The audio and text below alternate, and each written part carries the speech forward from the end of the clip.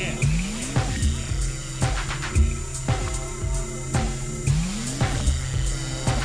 because of men like you that all must be destroyed.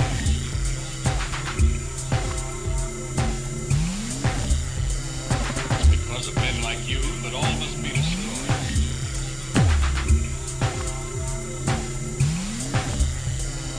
None of those risks have been seen, at least not by anyone who still remains alive. None of those risks have been seen, at least not by anyone who still remains alive.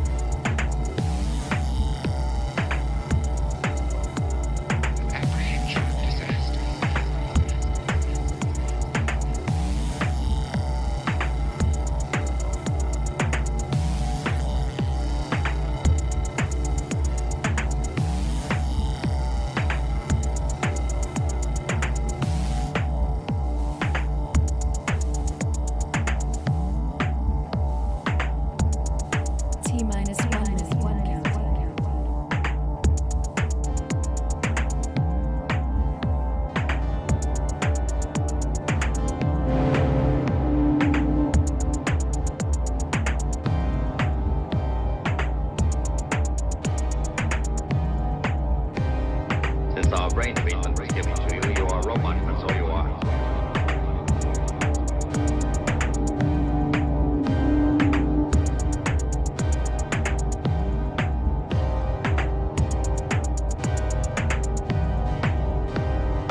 Better not change your mind. You just better not.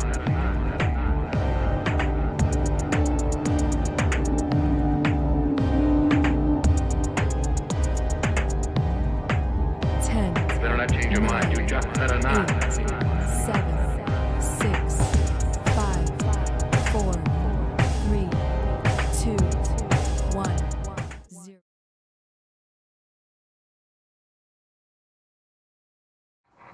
Hello and welcome to Tangents, the only show on the internet where all of your hosts are white dudes.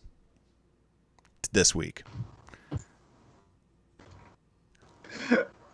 I'm Andrew from beautiful Cleveland, Ohio, here at Ick Studios. With me is the wonderful and delicious Jeff and the delightfully scrumptious Justin. How are you, Jeff? Greetings. I'm pretty What's good. new in your world? How are you today? Oh, let's see. I went to Asheville last week, and that was exciting. And though Bring I anything didn't, for me? it feels like I bought Moog. I went to Moog. I had a pilgrimage, which felt great. I'd sold my Moog stuff a while ago, and I said I'd been thinking about it for a while and thinking that was a mistake, and I decided that it was a mistake, and so I reacquired a substantial amount of the stuff that I had sold, and I added the Mavis to it, and the Mavis is rad, and I recommend it. And that's it. I don't know. Just been hanging out. Vacation was good. Yeah. I didn't realize how much I needed a vacation. And I guess it's a trip. When you have children, you don't actually take vacations. You just take Right. trips to places. Right. But that said, it was still a good trip. That's awesome. Did you get to the Museum? I did go to the Museum, and that was also really cool. Did you go to the overpriced mansion? Did not go to the overpriced mansion. I discovered something else about the Biltmore estate. So you told me that the tickets were like $80 or $90. Yes. Or something. And you are correct. But that peasant's ticket doesn't come with a tour. Correct. So if you want to go to the Biltmore estate and not be treated like a peasant there, do you know how much the tickets cost? I think it's like over twice that, isn't it? It's a $468 per ticket. So I have one wife and three children, and so $468 times 5 people times the 7% sales tax that happens in North Carolina is a cool $2,503.08. I do want to be clear that that is more than a matriarch, my friends, and we did not go to the Biltmore estate. You know what, Jeff? They do have a matriarch. Even if you pay that way, we're still the hoi polloi. We're still peasants. It wouldn't work. So, Yeah. You know. And I'm so $99 was way too much money to look at some rich people's fucking house anyway, in my opinion. I'm sorry. It's crazy. It's ridiculous. So anyway, I didn't go there. I did. I went to we went to the Museum, and we went to a number of places that were really kind of neat. I like a lot of really dorky shit. Same. So we went to the Arboretum and spent a bunch of time there, and that was really nice. We walked around there and hiked a while. And then they call it a nature center. It's a zoo, but it's really sort of like a zoo of native animals. And so there's like a zoo full of native North Carolinian animals, including like a mountain lion and stuff. So we went there, looked at a bunch of art. There's a really cool art district in Nashville.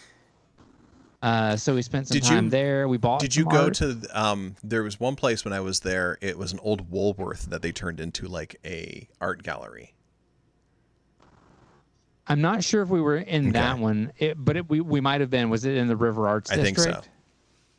So probably so. We went to a huge amount of things in the River Art District. We actually were there for 2 whole days. bought some neat stuff there too, and then we went to another folk art place and we wandered around downtown. It was cool. It was a really nice Awesome. trip. Well, I'm glad you had a good time. Nice. Thanks.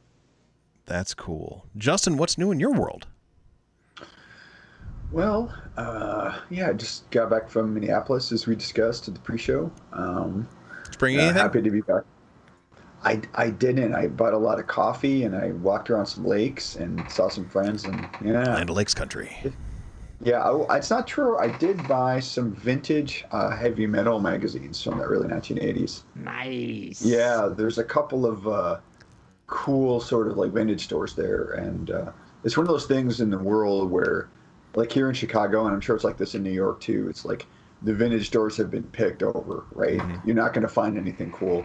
Well, there's still treasures apparently in Minneapolis because they had like a whole box full of mint condition heavy metals, and for me the sweet spot was like late 1970s to early 1980s. It's like when Mobius first started appearing in those magazines and stuff like that, and that is exactly correct. Yeah. and what was that Yeah. that one comic series, Ragnarok, I think it was called, with the crazy psychotic cyborg. I think that would have been like later on. Yeah, he also did he came to the States at the end of his career, and I know he worked for Stan Lee. He did the Silver Surfer, couple editions. But yeah, no, it was cool. It was pretty chill. Right before that, I picked up this bad boy behind me. What's that? The S34. It's the Isla Studios S2400, and it is really gorgeous. It's pricey and it's bulky, but if that's the thing you want, if you want that crunchy sample stuff, it's the way to go. It's good stuff. I mean, I just dumped a bunch of my samples in there that I already have of that either I've done or I've collected of old DMXs and Lindrums, and immediately like resampled them and messed around with them and the filters and stuff and got it crunchier. So yeah, Jeff, I still would like to have a little meet and greet with you sometime. Yeah, and we go over should. it. I'd love to. I'm back in town and alive again, and we should do it. If you haven't bought, I would look and see. I mean, everybody has a gajillion samples. I think that's like sort of universally true, is that everybody has a gajillion samples. But Samples from Mars has a bundle called All the Samples from Mars. Yep. And they have it marked down right now. They're doing a sale on it. It's marked down to $149. It is 100% the best thing you can get. I'll drop a link here in the chat for everybody. I would actually wait until around the holidays because usually it drops down to like $50. Oh, no kidding. This is still 91% off. It's marked down from $18.34 to $149 right now. Nice. If you really want to save some money, wait a little while longer. It will go down around Black Friday. But if you don't want to wait until Black Friday to save a little bit of money, this is a crazy good sample set. And while everybody has a bajillion samples, these are like super, super good. They're a bajillion really well done samples. Yeah, like they're really about as good as it gets. And then the other ones that I would say to check out for anybody who's looking for any samples out there from Gold Baby. Oh yeah, Gold Baby Babies. does some real good stuff too. And basically, for drum machine stuff, I sample my own. I create sounds on synths that I use as drum machines, and then the only things that I use are samples from Mars or Gold Baby at this point. Just nobody else can compete. Yeah, Gold Baby's been around. I think I have some of their MPC 5000 stuff like a million years ago. Yeah, this looks really badass, dude. I like the pictures of the studio where they sample it, and it's like, including this like incredible desk. It's probably like $1.5 million of gear in the studio. Yeah. That's cool. Yep.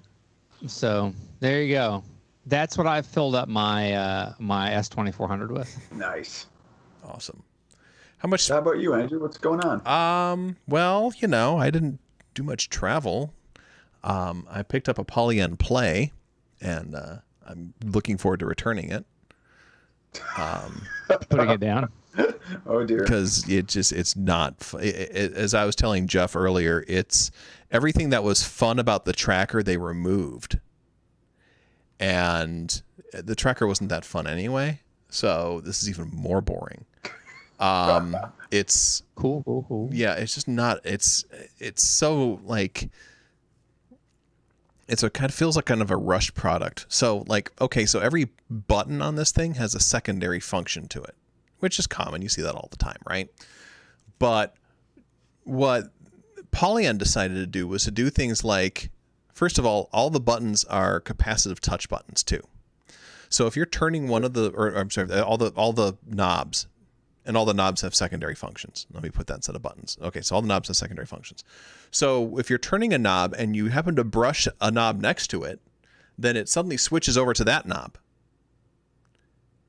And then you're continuing to turn the other knob and eventually switches back to that. However, if you are in the secondary knob mode and your finger brushes up against another knob and then it switches back, it switches from the secondary knob mode to the primary knob mode. Oh gosh. I'm guessing they're spaced real tight too. Of course they are. Because it's a small unit. It's about the same size as the Deluge. And they did brilliant ideas like, we're going to put the filter cutoff and the filter resonance on the same knob so you can pick one or the other, but you can't use them both. Interesting. So they worked around that by having this performance mode where you can use the pads as like kind of like sliders for like the knob, then like the cutoff and the resonance. However, it's not smooth anymore. It's steppy as hell as you slide up and down this thing. It's weird because the S2400, I think I might have mentioned in our forum chat that it's got a similar deal, and I except what's cool is that they're not like shift secondary functions. Mm-hmm. They're like nested inside of each other. So there's like a you know what I'm talking about, Jeff. So there's the one, the bass one, which is like the resonance, and then the top one is the frequency. I might have it backwards, but no, you got them right. Yeah, it took me a minute to figure that out. At first, I thought they were pan knobs because I'm a giant idiot, and I'm like, why is this not panning? And then I'm like, wait, they're mono. One, two. I'm like, wait a minute, So I mean, there is a panning feature though. Yeah, I haven't used it, but I saw it, of course, afterwards in the manual. Yeah. So let's see. There's no ability to edit samples on this thing. Wait, perfect. Yeah, so it's a sample playback device only. You can't actually edit any of the samples. You can't go in and cut things up or, create like, trig points or anything along those lines. So it's bad enough when you make a sample playback that can't sample Digitact, but when you can't actually edit them, that's a little much. Yeah. Well, the Digitact you can sample into. Is it a sampler? Yeah. Oh, yeah. Didn't know I'm that. looking at it right now. It's right behind me there, son. I beg your pardon. It's not the Digitac. It's the little one. The one with the orange buttons. The one with the orange buttons? Oh, yeah. The model sample. Model sample. Yeah, sorry, the model sample. This is kind of like on par with the model sample, Gotcha. including interoperability and joy, in which that there is none at all. So yeah, it's just like, it just was not a good product, and I had higher hopes for it because I'm always looking, for, the best, the ultimate, sequencing device and stuff like that. And this is just, I was going to do the side by side of the Deluge versus the Polyend Play, and I don't even think it's worth my time to do it because it's just like, there's no contest, I say. That's all mini jacks on the back of it. So that's fun, and they have an adapter that comes with it that you can break out the audio mini jacks into 1/4 inch, but that doesn't tell you which is left and which is right. So you have to plug in your thing and then pan a sound to figure out if you plugged it in correctly, and if not, you got to flip it. Maybe you should do one of those like side-by-side comparison videos from the 50s, you know, where it's all in black and white and your hands are getting cut and it's like everyone's screaming. Well, yeah, the other problem with me doing a side-by-side video, so I have it actually set up over there to do it, and I was getting it all prepped, and I was using the Octatrack as like a crossfader, so I can crossfade between, you know, the Deluge and the Play, and the Octatrack was sending MIDI clock. Well, the MIDI clock is buggy in the Polyon Play, so it doesn't stay on clock. So I can't transition at all smoothly between the devices because the Polyon Play is playing too quick or too slow. Got it. And this is supposed to be the center of your studio, and the MIDI clock is not functioning correctly. Wow. You often wonder about that. My least favorite example is the Roland 707, which if it actually sends a great MIDI clock, but it doesn't. It totally cannot handle a MIDI sync from anything else. Yeah, at least my experience with it, and then it just immediately like throws it off. And like, who in their right mind is using the 707 as the source of their MIDI sync? You know? Yeah. Well, what's crazy is that like Polyend has made some amazing products through the times, you know, through the years and stuff like that, right? And the only two products they make now is the Tracker and the Play. Everything else has been archived. They don't make any of the other stuff. They don't make the Perk anymore. They don't make any of those things. Those are the only two products that they're currently making. I thought they still made the Seek. They don't make that one. That's in there. That's in the legacy devices section now. Huh. On their website. They still might have it for sale, but like they got rid got of, they don't, doesn't look like they manufacture anymore. I guess they're just going with these like Android boxes because that's what, they're basically running Android OS in them. Yeah, that's a bummer. I heard the what do you call it? The Tracker was really plagued with buggy shenanigans when it was launched too. I think they've got a lot of it sorted out, but yeah, they fixed a lot of the bugs and everything like that. But it just feels like it's really getting kind of tiresome, the quick to market kind of idea that folks are doing nowadays, where they just want to get this stuff out, bugs be damned, and then we'll fix it later when enough people complain about it, I guess. Yeah, I blame Agile development. No, honestly, though, you're right. They made everyone their beta tester. You know, like goes into long-term acceptance for by the consumer. Yeah. So it just bugs me, and I'm going to be probably shipping it back like tomorrow or Friday, and I'm going to get a subwoofer for my HS8s instead. Woo! Are you going to get the Yamaha sub? Oh yeah. Yeah, I have that bad boy right there. I love it. Yeah, I'm looking forward to it loving it. Can be used as a weapon if you need to as well, I think. Well, I mean, anything could be used as a weapon if you try hard enough. Yeah, that's true. You know, I think my phenol here, I think I could get probably a +4 attack. It's light enough. Yeah, man. We can D&D rate all of our synths if we want to. Yeah, man. That thing is, though, careful with it. Be like knocking out hit points with the Deluge you can probably fuck somebody up with pretty well too. It looks sharp, actually. I mean, it's got those wooden end cheeks that will probably leave a mark as well. Oh, there you go. Yeah. The Hapax has the pretty cornery edges. I will say they're pretty 90.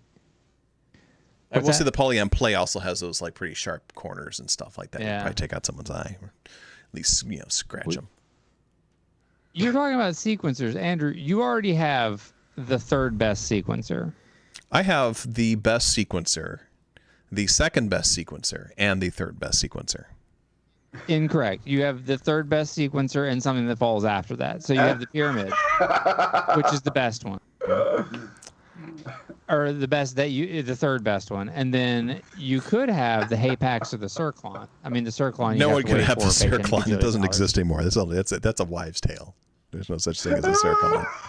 I'm only 2 years away from getting my order, I think. I have the best sequencers out there. The Pyramid's okay. Pyramid's amazing. It's amazing. I might sell it. Life changing. Hey, man. Whatever puts lead in your pencil, man. You know, I really do think that it comes down to workflow preferences. Yeah. Like, Oh yeah. Like when we talked about the MPC, like maybe it's my early exposure to MPCs or the fact that I just immediately grokked it. Whereas with the Electron stuff, I actually suffered a little at first trying to get my head around it. So once I got there, I was happy, but it took a minute. So I went over to our mastering engineer I think does a lot of the X Studios albums, Adam's house last weekend, and we had a jam session with him and our friend Brian. And I just brought a Electron rig of like the Octatrack and all of like the Tacties, the Tact Bros or the Tact siblings, whatever you want to call them. And that was a lot of fun. I ended up using the Octatrack as just an effects processor.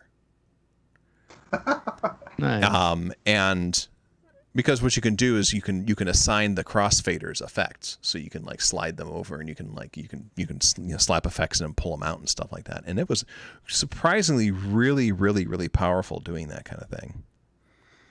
That is so cool. And then otherwise, I was just using the rest of the gear and just I love the fact that Octatrack, you can use it for like all kinds of goofy shit. It's a pretty amazing thing. Yeah. Tool. I don't even know if you could at one point use 50% of it at any given point in time. Yeah, right. Yeah, so I mean, and I finally, I've had the thing for like 5 years now, and I finally learned how to use the looper mode in it last week. So I was actually like looping things and affecting those while I was making changes onto the other devices, and then going back, crossfading back into them and stuff. So you're like live looping it? Yeah, Is that what you're yeah. doing? So I'd take like That's the. cool. Like the Dig Attack playing like a kick, and the Digatone playing a bass, and I would just load those into the looper and then crossfade into that loop, and then I would change up everything on those two pieces of gear, and then I'd just crossfade back over into it. So it was kind of like doing like this weird like DJing kind of style shit. It's cool. Yeah. So I wanted to read the names that we came up with for this fake band that we did last weekend. Because band names are important. So we have Bias Selector featuring the Corn Hung Gang and the Hungry Huskers, the Husky Gangs and the Horny Husker Corns, John and the Several Men, Stoneground Steve and the Pipe and Scott Thieves, Hairbrusher featuring the Comb Over Weaves, Crap Circus, Bible Blowhard Birth Canal, Band Antes, Chamois Tit, Slop Trough, Carol's Arm, Rectum Necklace, Anal Inch, Slapmaster Tripoli and the Standstill Dervish, Castanets for Testicles, Her Name is Teeth, Public Mound, and Farm Pusher. I'm going with Her Name is Teeth. I kind of like that. I do too. That's good. I like that one. Yeah. Today, during a conversation at the office, things got a little weird, and somebody suggested the name Hamburger-Shaped Hot Dog Bun as the name of a band. Wow. I've had So you can have that one too if you want it. I'm not gonna use it. I don't think the person who recommended it is either. So hamburger-shaped hot dog bun. Hamburger-shaped hot dog bun. That's good. I like that one. I do honestly think Her Name is Teeth is quite possibly a legitimate name for a band. Yeah. Yeah. I've been in some bands with bad names. My first band. Same here. My first band was a punk band called the Stiff Kitties, and we were an instrumental punk band, so it was like bass, drums, and guitar only, and we did only covers. And we got the name the Stiff Kitties from watching The Reanimator at like 3:00 at night.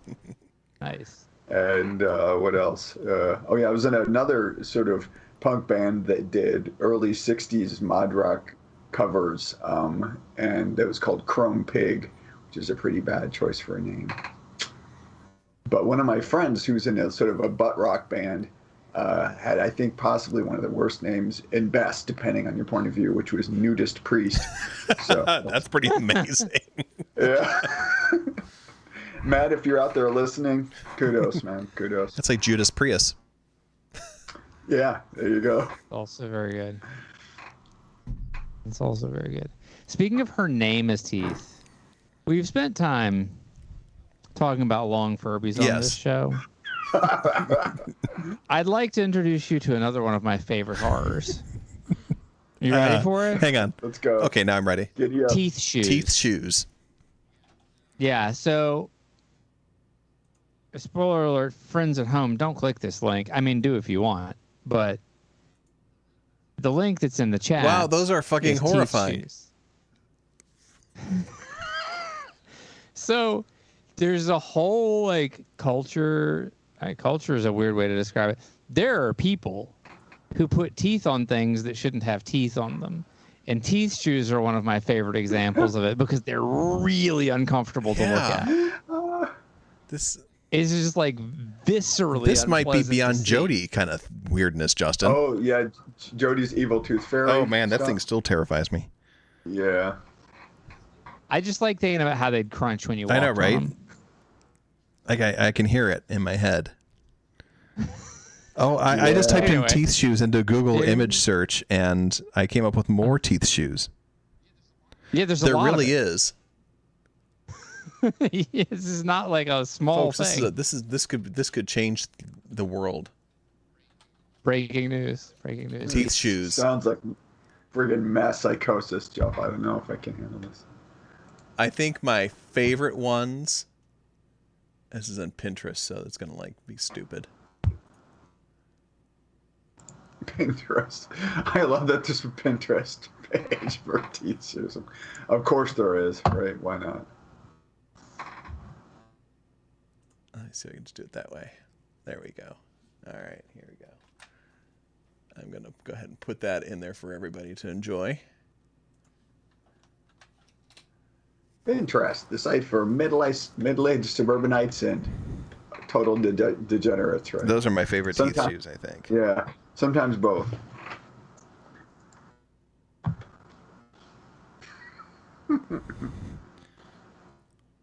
What is wrong with myself that I can't stop staring at these things? I don't know. You didn't paste the link in anywhere that I could see. I put it up in the I put it in the Twitch channel. Crazy. It didn't show for me.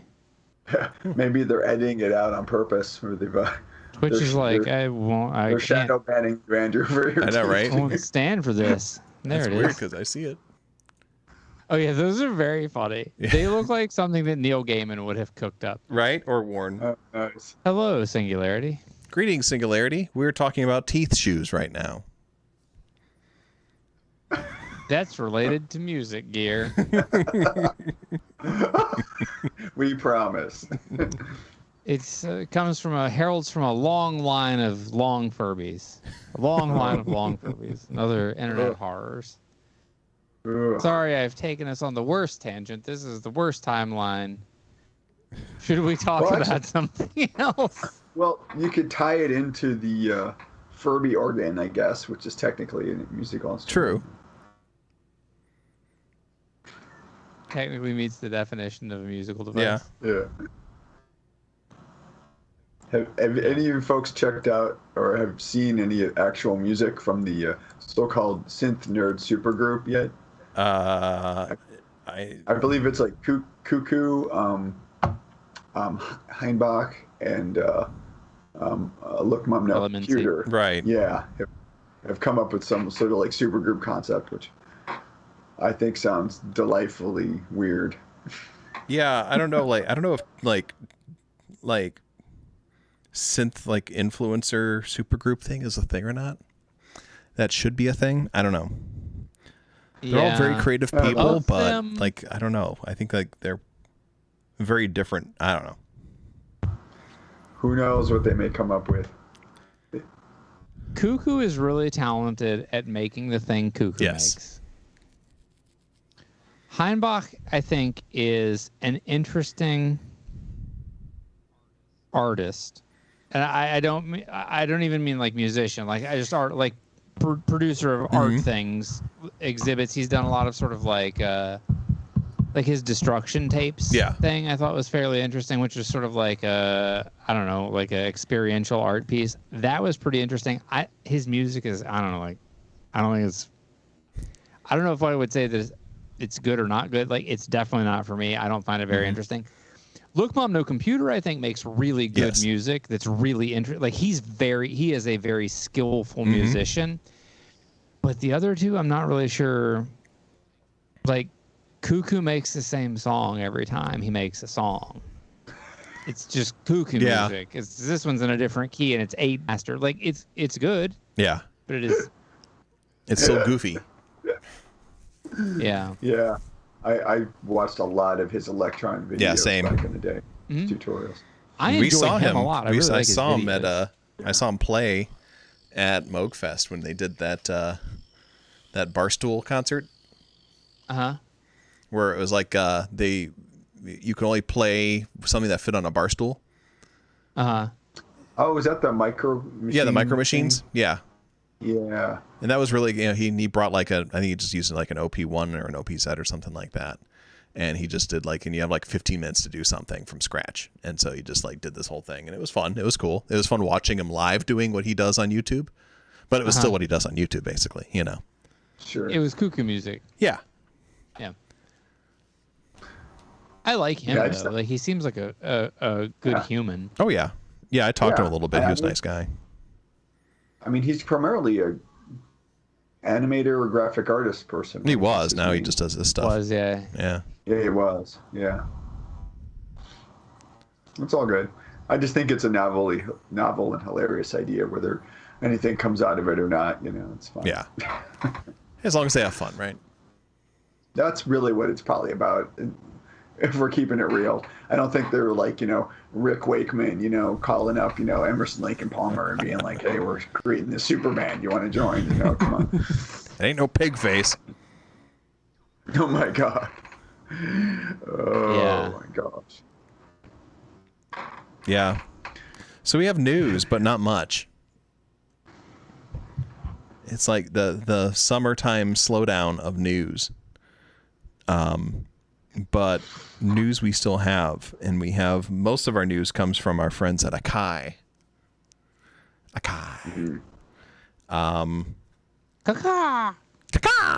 So the first piece of news we have comes as a surprise to nobody, and that is the MPC Key 61 being released.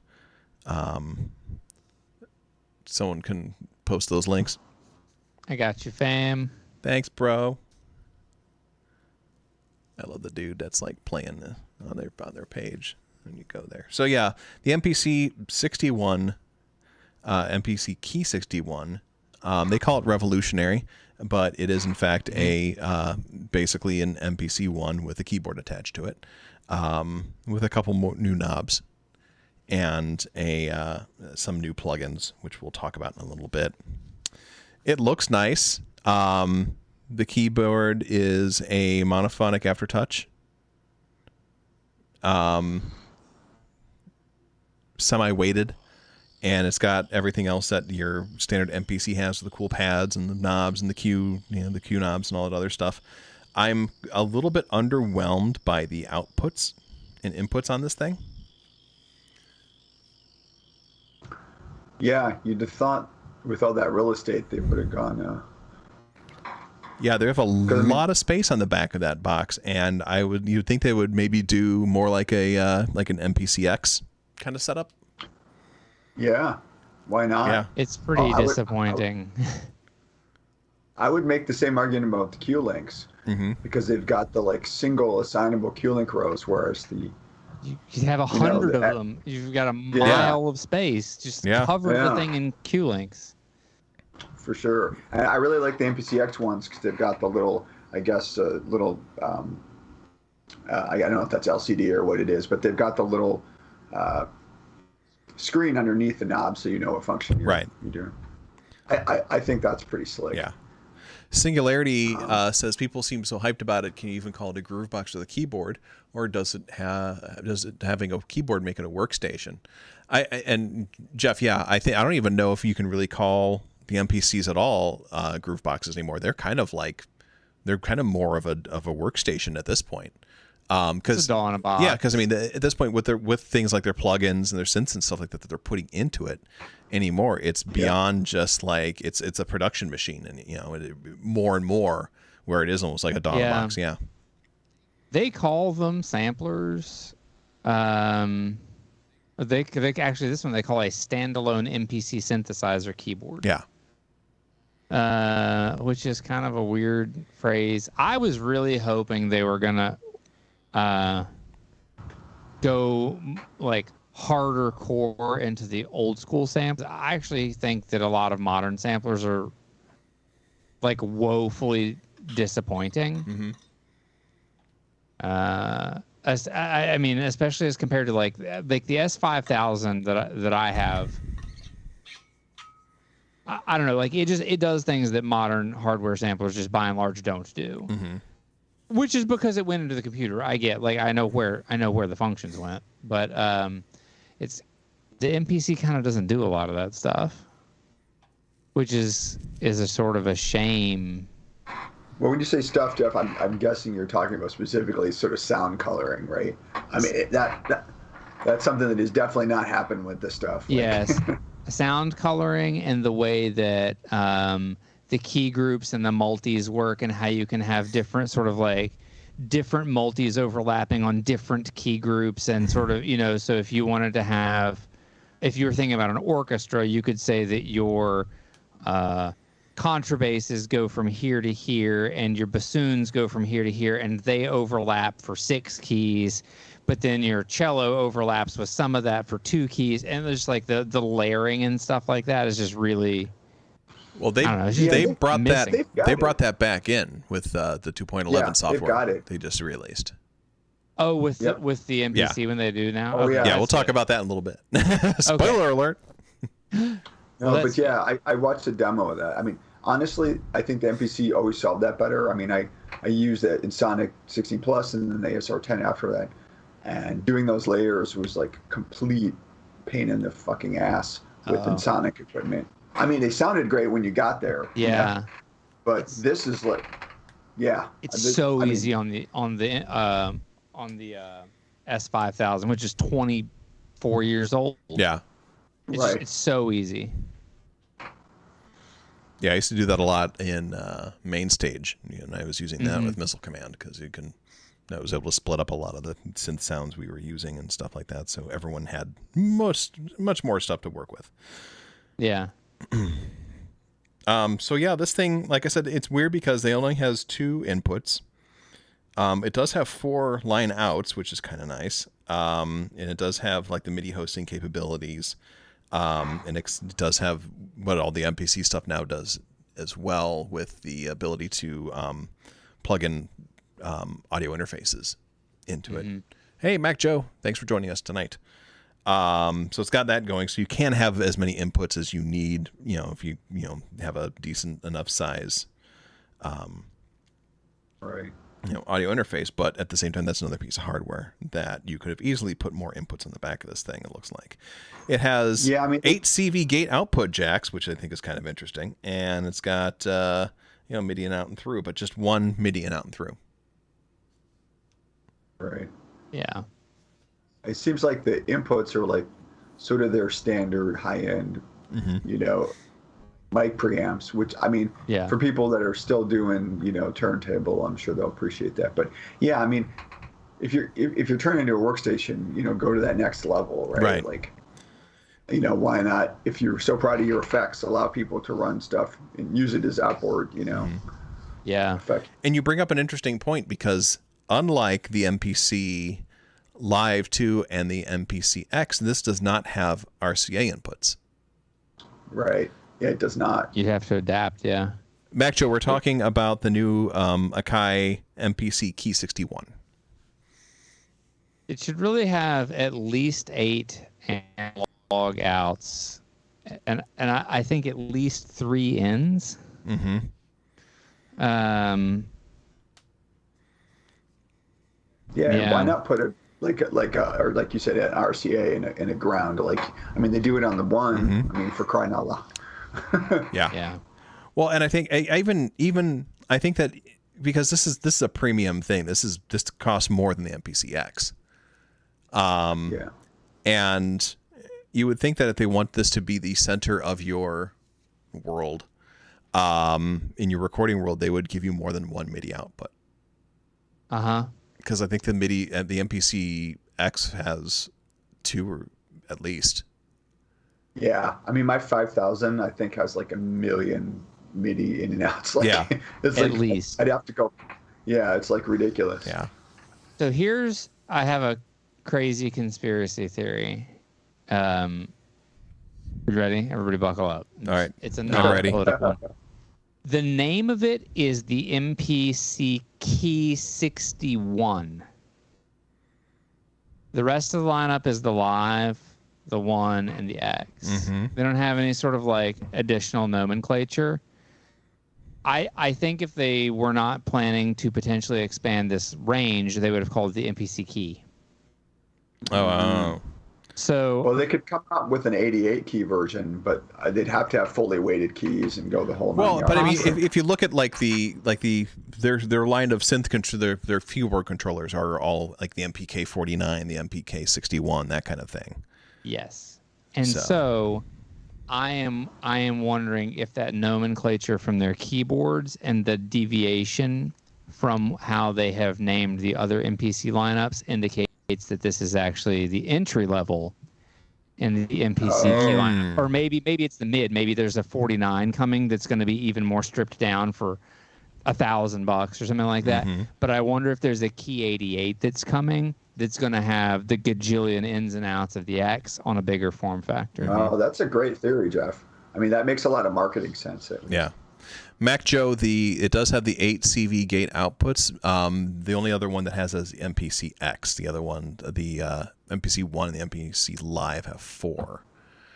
Yeah. And it makes sense.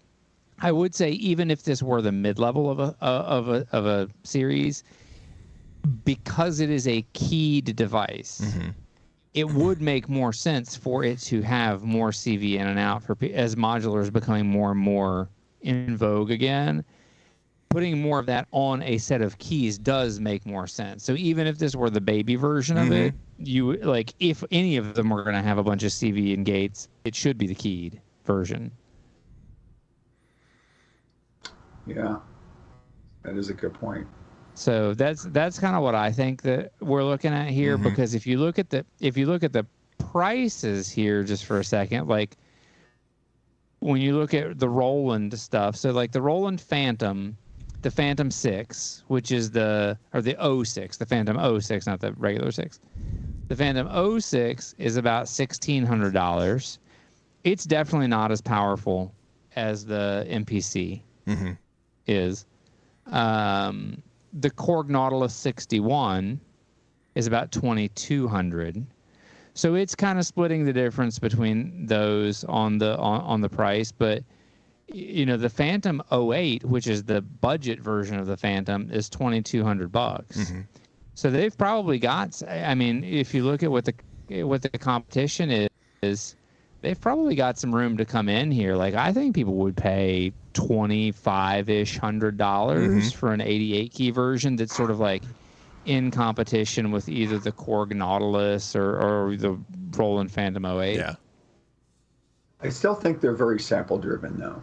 I mean, the only other real sampler, I guess, is like the Prophet X that kind of does anything like this. Like, yeah, they've got all these engines, but unless they've radically changed their hardware, they're going to hit the wall with that. If you look at what happened to the Machine Plus, like at some point, like people were like, "Oh gosh, we're used to having computers behind us," and we're going to hit the performance wall. I don't know. I mean, we'll see. Yeah. I know they've got all these new fancy engines. I don't know how many of these modeled things like the piano were actually sample driven under the hood, but a lot of those workstations are using digital, ASIC and or DSP based sound engine. So it's like maybe not as big of a deal. So Yeah. if I were them, I would differentiate in that way. But then you get into this thing, like, for me being a musician in the 90s, this was it. Like, sampling workstations were where it was at, you know, and you could do a ton of shit with them. But you sure as hell didn't have software plugins to augment your functionality. That's very true. So this is kind of cool, and I'm still thinking of it as like 20-year-old me, sort of like juicing after the ASR10 thing. If I saw something like this, I'd be like, Yeah. But in a modern context, you're right. I don't know where it fits, but I guess we'll see. Yeah, and I like the idea of this, but it's $18.99.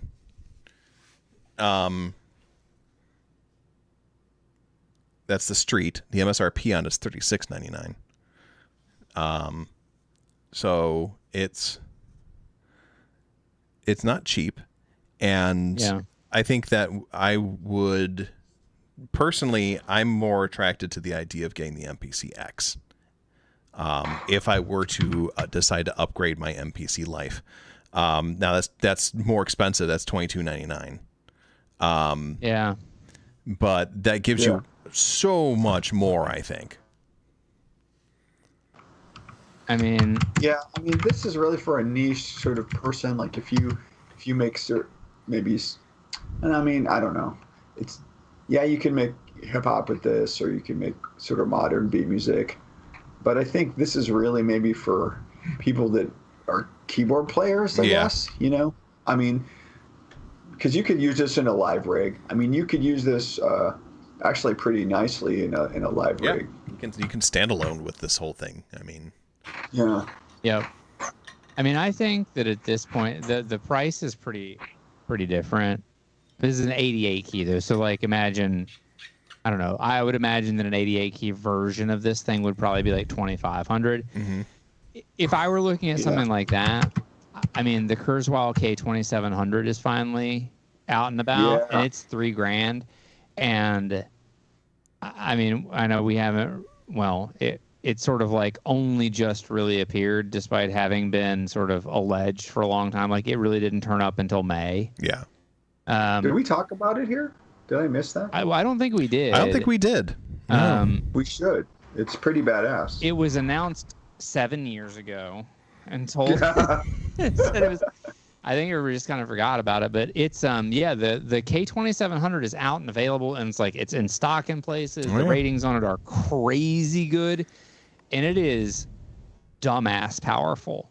It is so much more than what the MPC will do. I don't think it's got the sequencing chops. I think it has like a very basic sort of sequencers compared to what the MPC will do, but to your point about it being 4 keyboard players or whatever, like it's got. It's like full weighted action hammer style keyboards. Yeah, it sure does. If I were smarter than I am, I would just have one of these and not have 100 different cents, because it's got a great 6-op FM. It's 256 voices of polyphony.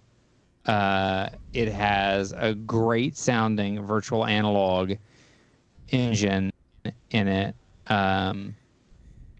That's like a DSP based VA synth. It's got a tone wheel organ simulator. I think it's got really good effects in it. It's got a string synth. It's got all kinds of, and then of course, and it's a sampler. Yeah, I'm looking at the back of it, and it is not particularly well appointed, I will say. But again, it's got MIDI in and out. It's kind of thinking, hey, I'm the king of this thing. I don't need anything else. Fuck you. Yeah. But I would say it's a different audience, Jeff, but you're right. Oh, for sure. This is a professional, like, performer / keyboard player. But oh my gosh, it does sound good, what I've heard of it. So Singularity says, Jeff, you have a Super 6 and it's incredible, so shut up. He didn't say shut up, I did. It's the most beautiful, gentle sounding filter and rich oscillator. I'm not jealous at all. Right. But it It was is a delightful difficult to sound. come by, Jeff. There's a lot of consternation for you in obtaining that thing. Yeah. So. Come play it. And come hang out All anytime right, you want. get in the car. Come on down. See you tomorrow morning. You can help me recable this shenanigans. It's going to have to be recabled this weekend. Oh no. I like that you think it's just going to take a weekend. It'll be a month. Yeah. Yeah. Max Joe says, if we were smart, wouldn't we get a Roland Integra 7 for $1,500 and whatever DAW for 16 MIDI tracks? I mean, the Integra 7 is awesome and a super good buy. However, It's Roland. It's not great for a lot of the real analog-y sounds, I don't think, because it's hard. It really wants to be kind of like a rompler. It sounds awesome, but you'd probably need like one more thing with it.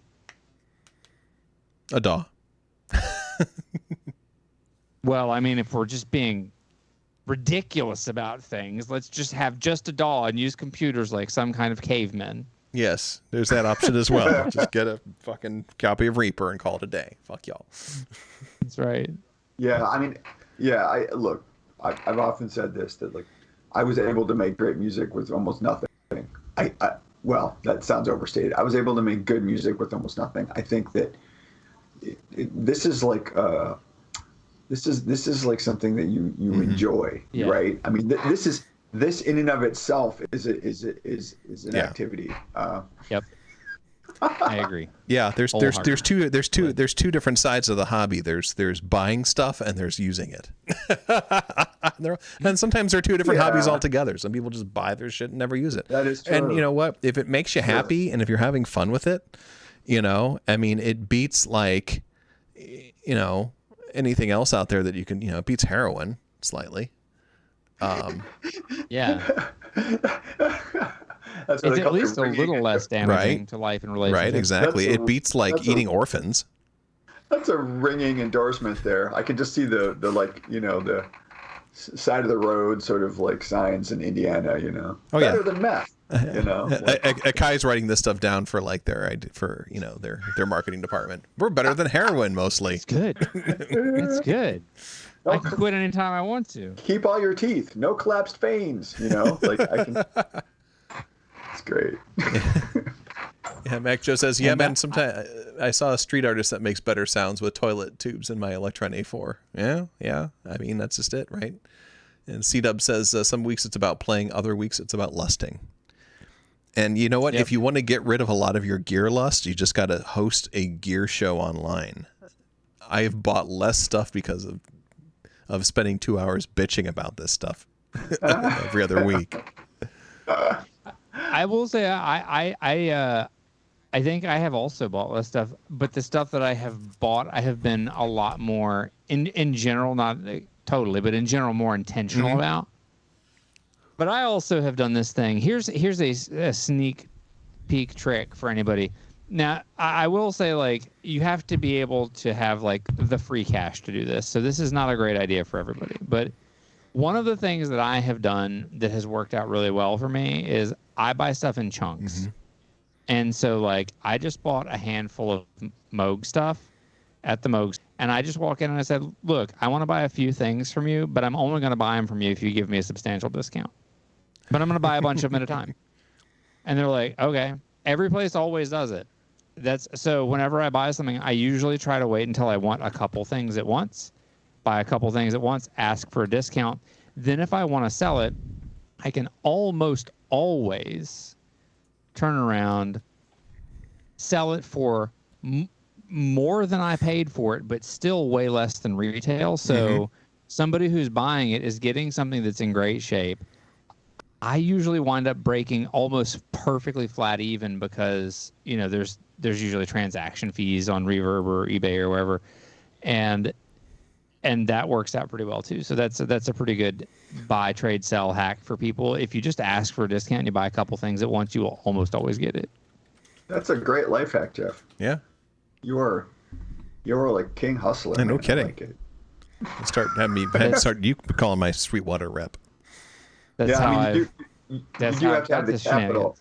You do have to have the capital up front to do Yeah. that, obviously. Yep. Or a credit card. Woohoo! Right? That doesn't ruin your life at all. So Right. that's our first news story. It's already almost 10 o'clock Eastern time, and we've hit one story so far. Not bad. I bet we can burn through a few real quick. I bet we can. So more on the side of the MPC Key 61. They also did update their firmware to 2.11, which we discussed broadly a few weeks ago when they announced it at Super Booth. But it's out now. It gives you a new sounds mode. It gives some new air effects, which sound really good, and actually are a lot of fun. The air effects that they put in there is one's called Air Flavor, which basically is like a noise, adds like noise to your stuff, but in a good way. So you can get like radio transistor sounds and that kind of thing, or like record player to hum and that kind of stuff. And they added an amp simulator, which is kind of them if you're into amplifiers, you just want to run weird shit through it. And they also updated the granulator, so you can do a lot of like cool audio mangling and stuff like that in like granular sample style. They finally caught up with the rest of Sequencer Land and put probability in the new MPC software. Which that was nice of them. They also include ratcheting now, so you can do the popular, what the kids are into with their trap music, the ratchet sounds and stuff like that. I would say though that their probability of looks, if I'm reading their copy correctly, it's not as flexible as the Electron. I think it's like increments of 25, 50, and 75. I think you can tune that a little bit tighter, but I'm not sure. I haven't tried it yet. But yeah, I mean, I think when it comes to probability, Electron is the kind of like the king of probability, I think. Just because it gives you so many different options, like doing things like fills or not fills. You can do the either or kind of style probability functions and stuff like that, which is kind of cool. They put a tuner in there, which, that's cool if you need that. They finally did this thing that I was looking for when I first got my MPC, and that's pad to key group. So you can tap a pad and you can turn it into a tunable thing. So you can play it on a keyboard or on like the 16 pads mode or whatever, which I think is fantastic because I was trying to figure out how the fuck to do that, and it was so ass backwards, and now they made it so easy. MIDI key splits, as we mentioned before, so that's in there. MIDI filtering, and yeah, so that's cool. Thanks, guys. That's a nice little feature. So you can put multiple tracks on there to create like different synth sounds across the keyboard or on top of each other, and layer synth sounds or samples or whatever, that kind of thing. And then you can also filter notes outside of a given key range or velocity range as well. Yeah, did you mention, I was spacing out for a minute, the updated project saving? It looks like it actually now will save your art parameters and your XYFX locations. That's really cool. Because that's the thing, they've got you locked in there. It's not like you in Electron where you can like save a kit or something. Like if you want to save it, you got to save a project, and that's how. Right. Yeah, they fixed that as well. They also gave Ableton Link 3 support on there. You can also search by name for things in there, different browsing style. They automate drum pad slicing in it.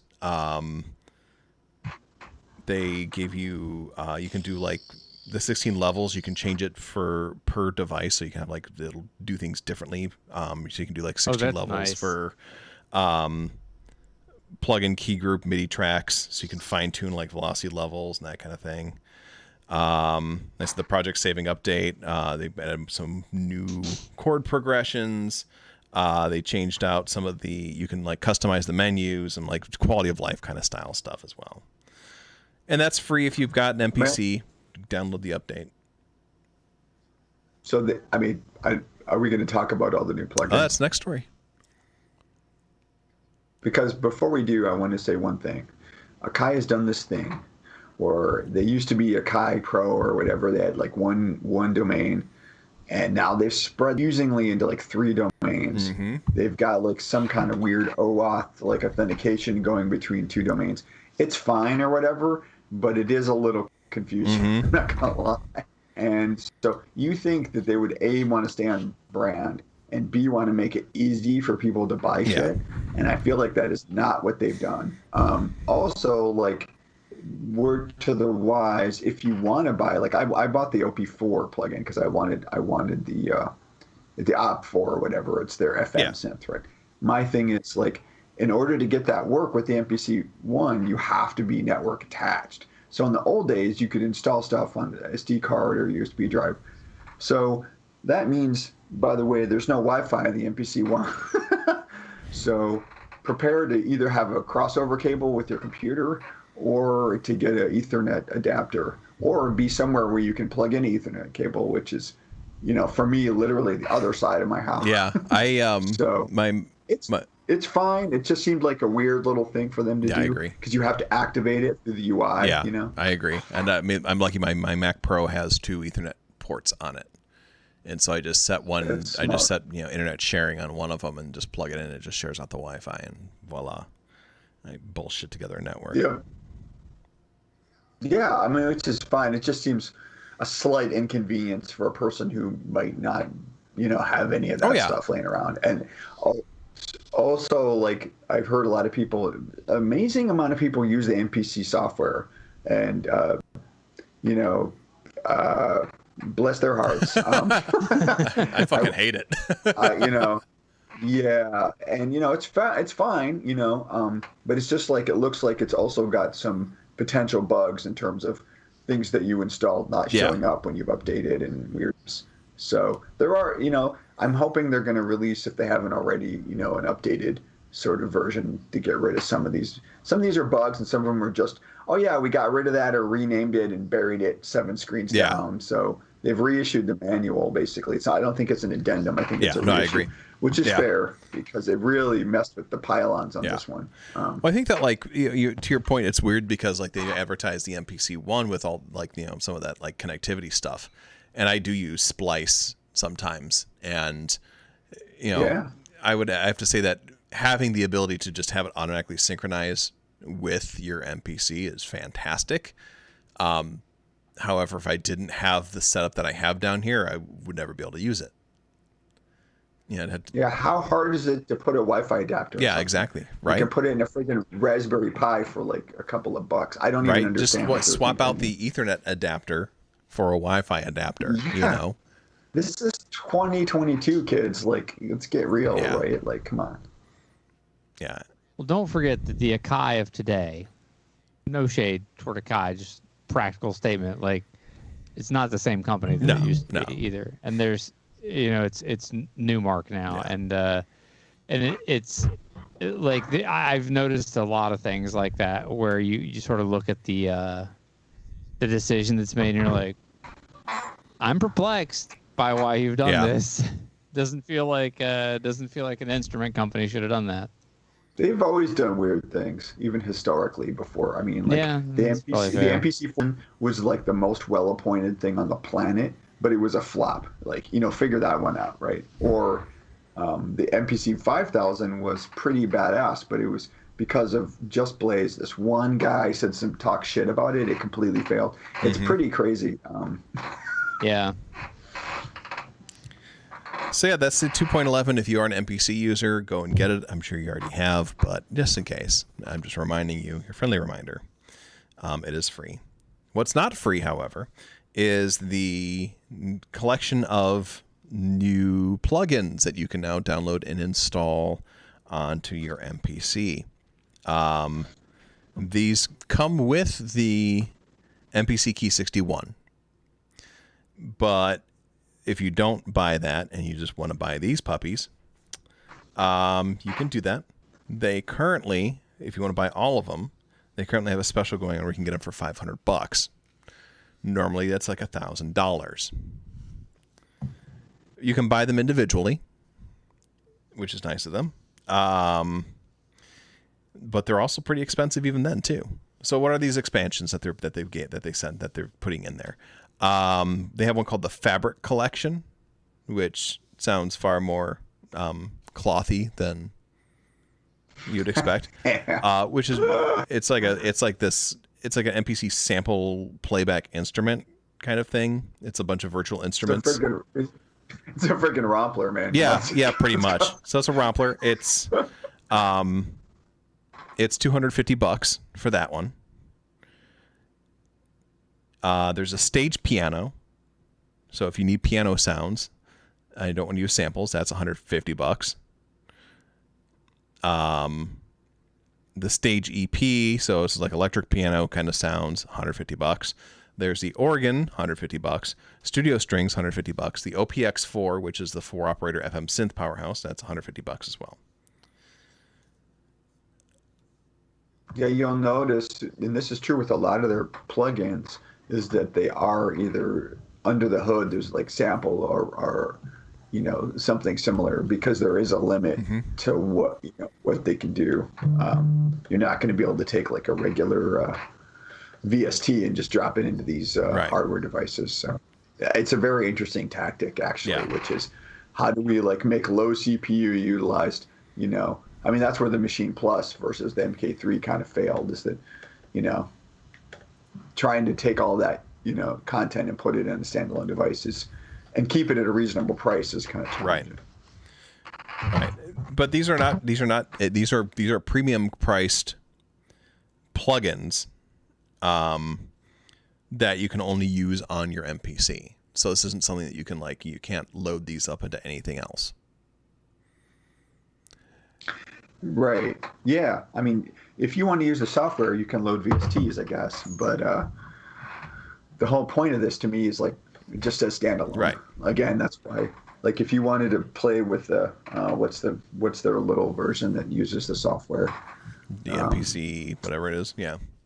Yeah, they've had a bunch of them. The Elements, the Renaissance. They've had them. Yeah, I mean that's fair, but again, like if I had my druthers and I would use something like Fruity Loops before I would use the MPC software.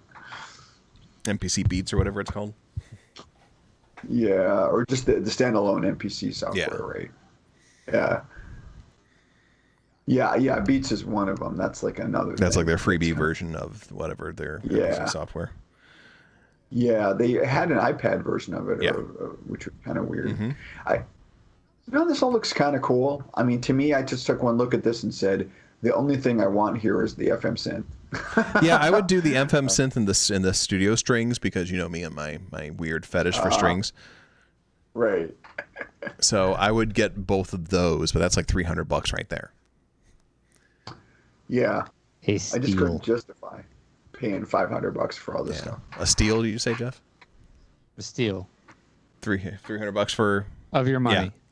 Well, They're stealing your money. Yeah. Well, they've garnered actually a lot of criticism because people are like, oh, well, you sort of, Machiavellian sort of plotting, where they're like, we'll release this free update, which will allow you then to buy our overpriced plugins. I don't know. I don't see that though, because it's like they give you the free update. You don't need to buy these things to enhance your experience. You can just sample shit. I don't need pianos. I can just sample pianos. You can get piano samples for the MPC pretty cheap. And they're, especially with the new grouping stuff like that, you can group it and make it sound just like, however you want to. Sure. Yep. And I also understand, Sampling is powerful. they're releasing this stuff. They're releasing firmware for free. They still got to pay their developers. They still got to make money off of doing this kind of stuff. And if you can sell your software, first of all, you're not buying it for a subscription.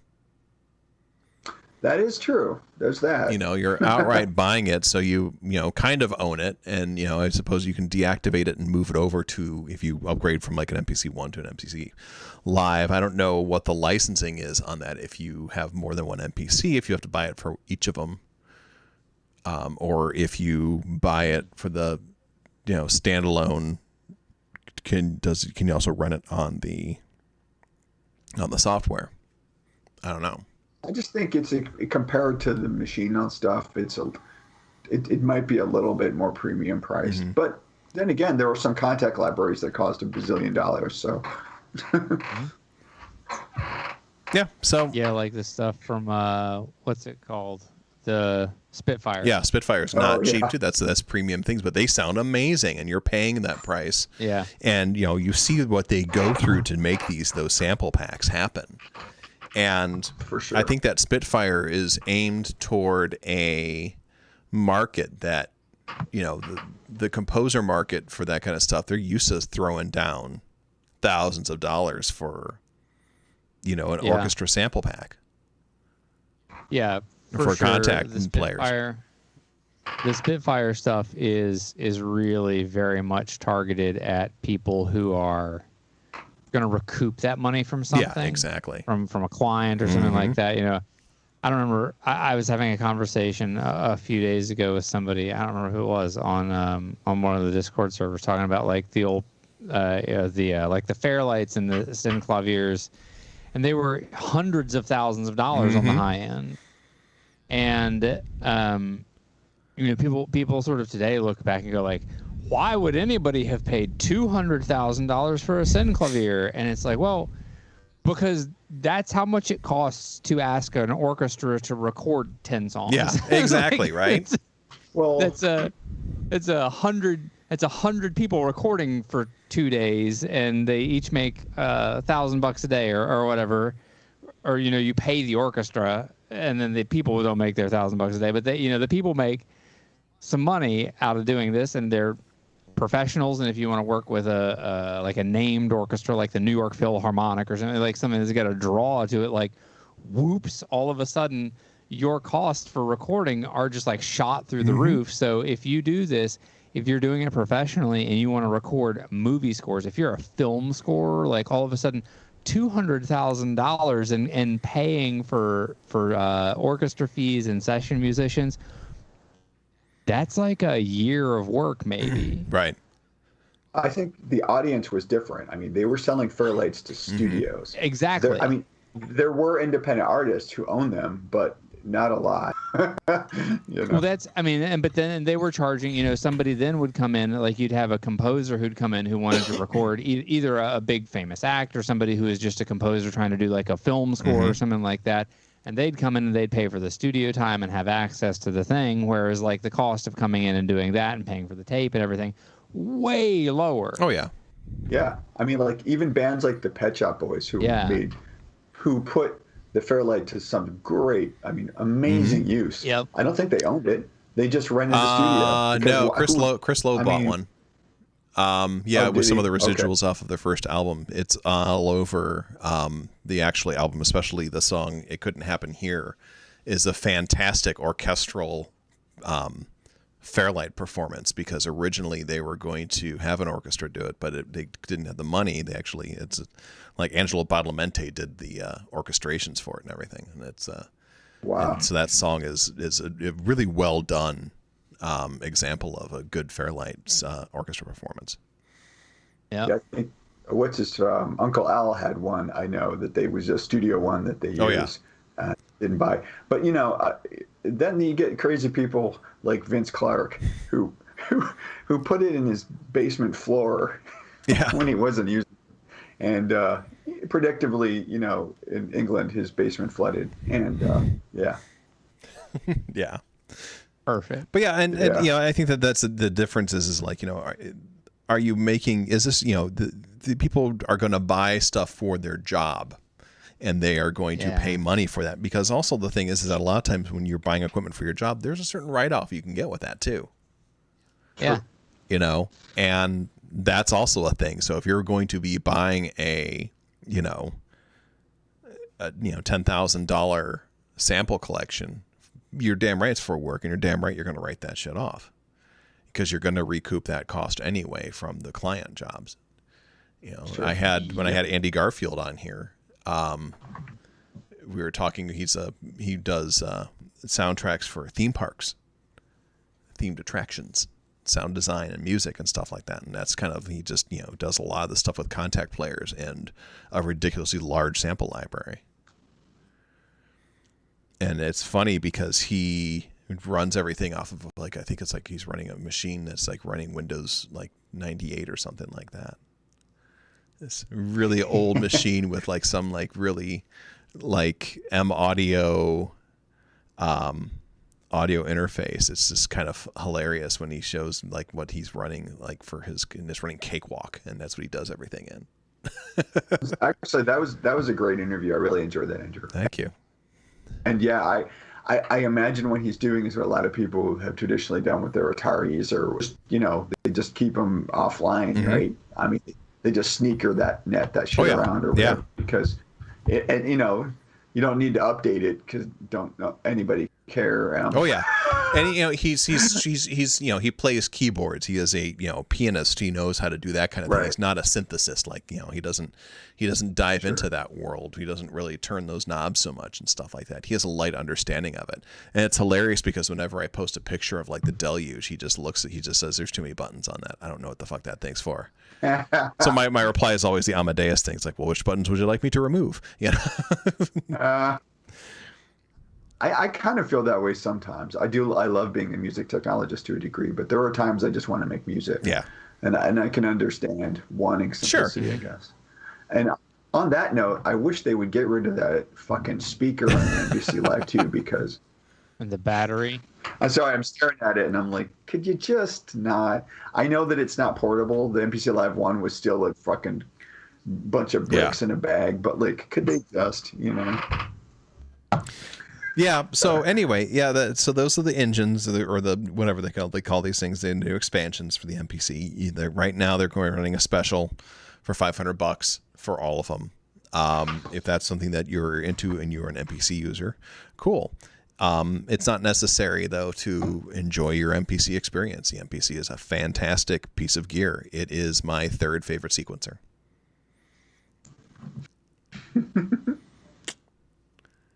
And my second favorite sampler. All right. Up next on our news run is the Arturia FX Collection 3 has been released. Arturia doing their usual blocks of releasing all their software out like this.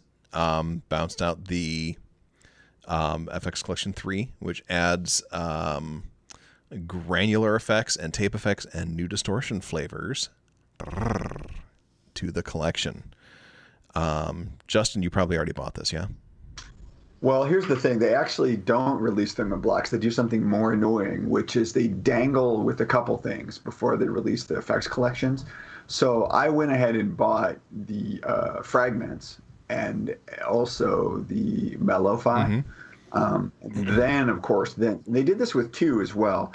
And then they find more cool stuff, and then they bundle it up as 3. And you're like, oh, thanks. But I would say that the Mello-Fi is really, really good.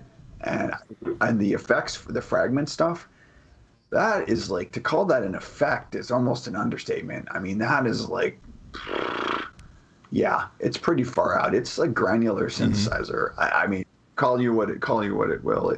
And the presets are super pretty cool and usable, and I like the UI. So it's real nice.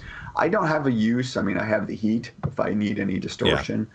The other 2 ones are like a op amp one and another distortion one. I don't see myself personally using that, but I'm sure they sound pretty good. It's all very usable effects. Every now and then, Arturia knocks it out of the park with one of their effects or one of their synths. But if you're in the sort of like Pokemon mode and you got to catch them all, it's probably worth it. Yeah. Yeah, the heat is a fantastic distortion unit. It's so good, and the fact that you can use it with whatever the fuck the thing's called, the Electron software thing. Overbridge. Thank you. The fact that you can overbridge that and use it as like an insert on your effects rack is even more fantastic. Yeah, it's pretty sick. I hope they never stop supporting the version 1. I know, right? I mean, I'm sure eventually they still support the version 1 Octatrack, so yeah, good for them. No, I mean, this stuff sounds pretty good, and of course their UIs look really good. And I don't know if I'm going to upgrade to FX3 because I've already got 2 of the 4 ones that I actually want. But if you're interested, I think it always makes sense to get in early because they jack up the price. Oh yeah. So Yeah, it's let's see here. It is going for, this is all in euros. That's going for €2.99 right now. That's basically $2.99. That's like $1.50, right? Not even that. barely. I did a euro conversion earlier for something else, and it was 50 euros, which was $52. Oh, okay. There we It's go. So pretty much you can buy it one-to-one now right for now. $299. It'll bump up into $399. And then you have like your upgrade. If you have the version 2, you have your upgrade pass. I think it's going for like 30. Like it's actually going pretty cheap right now, as far as its upgrade if pass. you It's like log in $39 or with- something like that right now. Yeah, if you log in with your account, they're actually, they do make you good offers. So it's it's good to do. So that's cool. So yeah, check that out if you're interested in the FX collection from Arturia. They make good, decent effects. They make decent software synths. Just don't get the keep away from the drum the brute. Mellowfi sounds really Mm-hmm. good, but if you want to take it to the next level, I think Yuhi Satin is actually a little bit better. But that's just my Well, Yuhi is in a class of its own. Yeah. for sure. And speaking of classless, our old pals at Roland have released the Jupiter 4 synth plugin and System 8 plug out. Justin, you already picked this up, right? Well, I don't have to because I have a subscription, right? So I did install it though, and it's eye candy. They do real well with that stuff. Their presets really suck. I know they sell a lot but they distribute a lot of aftermarket presets for these things, but it shipped with just some really shitty presets. And I know that sounds like a very vapid thing to say, but it kind of helps when you go to play something and you're like, what? So also, like, I don't know. I think this is supposed to be ACB versus their Zencore engine, but I really like their Junos. Their replication, of course, DCOs I think are easy to replicate. Yeah. I'm not convinced that their Jupiter 8 or this Jupiter 4 sounds super analog. And I know that sounds real gatekeepy of me to say, but I don't know. Not a huge fan of it, to be honest. I listened to it. It was fine.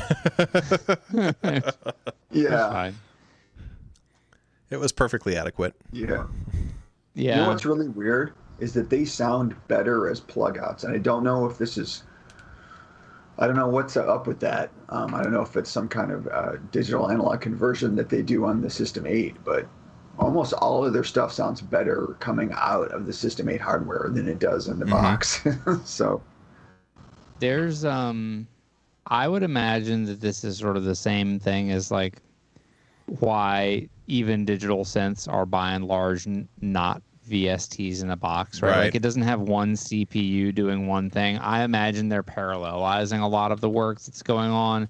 And so on the VST version of it, my assumption would be that there's something going on, like they're probably having to cut some of the computational corners that would otherwise raise the fidelity of the sound on the VST version, because essentially it's locked into having the one CPU with 12 cores, or if you've got a really nice one, 12 cores, and having to basically store and fetch everything out of RAM. Whereas on the System 8 plug out version, there's probably more parallelization that can go on, where they have this chip, this chip, this chip, this chip, this chip, and so it's doing like more smaller computations broken out, so it can do better precision there. Yeah.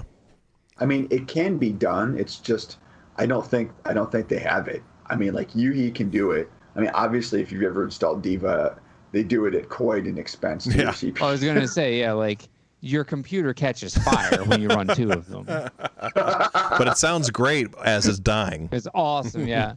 With Yuhi, you have to record. You can only play one track at a time. You got to bounce it, print it, and do another track, or your computer just smokes. Yeah, it's true. I even think Korg is doing a better job personally with their analog plugins. So Yeah. And They're you know, also not charging a subscription. I know, and they get it right. Well, too is Arturia. Like this is something they did under the hood and didn't make a lot of fanfare, but they retooled the Prophet 5 engine, Right. and it actually. I sat there with my actual Prophet 5 and I did a patch match on it. You know what I mean? Going back and forth, yanked all the effects off it and see if I could do it, and they've gotten pretty darn close. And then they turn around and do the MS-20 clone that I think sounds like shit. So I'm really confused what's going on over there. So it must have been someone's pet project to make the Prophet sound as good as the Repro Probably. 5, or at least It's to try like to get a different project Yeah. manager, and the other one's like, man, MS-20 sounds good enough. I don't know, it sounds like farts. That's all we need. Yeah. Yeah. Only they say that with a French accent. Yeah, and why wouldn't you buy the Korg one? I mean, what would you do that? You know, Right. I don't know. Singularity says, I think there is merit to analog versus digital in some cases. My Typhon can do things that none of my other synths can do. True. I mean, at the same token, though, my Hydra synth can do things that none of my other synths can do. Yeah. And that is shamelessly digital. Yeah. I guess, Agreed. it depends on what you're looking to do with it in the end, right? I think it boils down to analog emulation, good, bad. I think that it can be really good, but it's something like the Typhon, obviously, and Dreadbox is such a badass company. Yeah. I would say that they can even outcompete other actual analog synth manufacturers more or less via plugin. Yeah. So At the same time, like even like the early analog, virtual analog stuff, there's a certain character to how hard they tried and didn't do such a good job, but they created their own unique sound because of it. Yeah. yeah. So when will that become cool and vintage? That's the I know. next When thing, can I right? sell my MS-2000 for $8,000? Right. In about 12 years. Probably. Are we supposed to talk about the AN1X? I think We we had are. there's not really a link out there. It's just that someone spotted that there's an ANX. Yamaha's registered a mark for that. I think a product mark for that. So Okay. there's nothing out I there. So right saw now it it's just in- like supposition and hearsay at this point. Okay. no Yeah, product. I saw it batting around on base camp. Yeah. I wasn't sure. If Yeah, they made there's it. no product or anything like that. And generally, I don't like diving too much into rumor mills and stuff like that for our stories. So yeah. So I wonder if Roland will counter with the JP8000. I mean, bang to rights, it's digital, so they should be able to Right. pull it off. Right. We're going to re-release the JP8000 as a boutique. All the Yeah, knobs exactly. on the JP2000 Oh my is big. Oh, And don't forget your my sliders. gosh. Yeah, we fit it all into a matchbox for all of you trans fans, God. right? Who are now old enough to need bifocals who are Right? staring You at them. can do the super saw, but only 3 saw waves. That's 3 oscillators. All right. So, Singularity says, I would instantly buy the JP8000. would you buy the can JP8000 find the full size, or would you do it as the boutique? Well, yeah, JP8000 is cool. I'm just talking about them trying to spit out a new version of it. Boutique or the Yeah. VST. I mean, there's actually like a desktop version or a rack mount Yeah, the version of 8080? it that I have over the years taken a look at. Yeah, I But, mean, the 8000s are not terribly expensive. I mean, especially as vintage synths go. Like, finding them for, like, around $1,000 That's pretty good. is in good condition is pretty doable. The 8080 is usually more. Yeah. If you want that sound, that thing is top of the pops for that sound. Yeah. If that's the thing you want. Yeah. Yep. I had an 8000 for a little while. Oh yeah. I remember didn't Lauren used to have one of those? Wasn't that No, he just had a K2000. I don't know if he had. I know he did have an 8000. You're right, but he picked it up like just when I was moving back from the East Yeah. Coast, remember? Because I remember it was all over the trade mags, right? Like Future Music and Keyboard Magazine was like yeah. making a big deal out of it. Oh yeah. Yeah, like Jim had one for a hot minute, so we were using it in Missile Command in the early days. Nice. All right, so moving on here. This is an important piece of news from Jeff that the Tascam company has quietly launched pre-orders for the 424C or SC60 tapes for only $13 a piece, contrasting with the $35 ones that they're charging for the master 424 tapes. And why is that? But the master contains a little 3D printed circle in the window of the tape. That's the difference? Yeah, but it's got a 3D printed circle. And that makes it better? It makes it more expensive. I mean, feel free to compare. Yeah, no, so that was weird. And the master comes in a fully clear cassette case, like the shell is fully clear and it doesn't have any print on it, and it looks like it looks like a little baby reel-to-reel.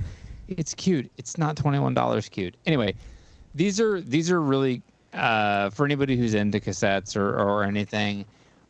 The thing to know about most cassettes, I've got a ton of dead stock BASF tapes that are really good, but there hasn't been a lot of magnetic tape produced, and so a lot of times when you buy dead stock stuff, you're buying tapes that are relatively old. And if somebody has, even if they're unopened, people advertise, oh, brand new in box, cool, that's great. If you have stored the thing in your, I don't know, in your attic or in your moldy basement or next to your giant electromagnet, Anything that's not your hyperbaric chamber. Yeah, they do degrade over next to your time. death ray, yeah. And so I have had sort of like various success and failures with buying dead stock tapes off of eBay over the years. These are interestingly brand new tape that they've had manufactured. So for anybody who's interested in cassette tape, these are brand new tape. It's Cobalt C60 high bias. That's nice. It's a Type 2 cassette. Those get you a little more headroom. And so these are the Master 60s. I kind of wish that they would have been honest about the time on tapes. So also 4-Track Studios, a 60-minute tape gives you 15 minutes of recording. Because it's 30 minutes aside. The tape plays at double speed, and it records records 2 tracks on the front of the tape at half of the width, and 2 tracks on the back of the tape in reverse at half of the width. So you get 15 minutes of audio of 4 tracks, or you could do 30 minutes of 2 tracks. But you'd get, you get not all that much out of it. So this is about the price that you're paying for dead stock cassettes on eBay too. This is about, and it's a little more expensive. I usually wind up paying like $10 a cassette. But I know, remember when they were like $2 at the store? I know. And you just buy them, and it's crazy. I mean, you're paying a storage rental fee, essentially like a storage unit fee for them now. Sure. Because they're old and dead. But anyway, that's it. Ordered 10 of them. I'm excited. I got 150 minutes of recording. And they shipped today. Look at that. So, Yeah, I can, if you want, I can send you a link to a local company that has cassettes, like blank cassettes that they sell Oh yeah. for, like pretty cheap. Depending, they do custom lengths as well. Oh, cool. Yeah. They do. So do they like do duplication? and They do everything? that as well, but They're you gonna do, can like, a just tape buy release? cassettes from them too, like blank cassettes. Oh, They neat. have Yeah. M series Sounds blank cassettes, and you can get like a 60-minute cassette here for $3.64. What type of cassette is it? Is it a Cobalt Type 2? It's a formulation based on the BASF SM900 studio mastering tape. Oh, okay. Cool. Yeah, send it over. Yeah, I'll shoot that over to you. Thank you. You're welcome. So yeah, that's the Tascam. Get your tapes here, kids. Low price, $12.99. Next up on our news stories for the evening, Native Instruments is doing their Summer of Sound, where you can do upgrades for 50% off of, as well as a lot of the new software purchases. This is actually probably one of they're back to their traditional sale prices. Beforehand, it wasn't as low as 50%. So this is your perfect opportunity to get whatever it is that you want to get from Native Instruments. I've never been much into the Native Instruments stuff. That's not that it's because it's terrible or anything like that. It's just, I don't know.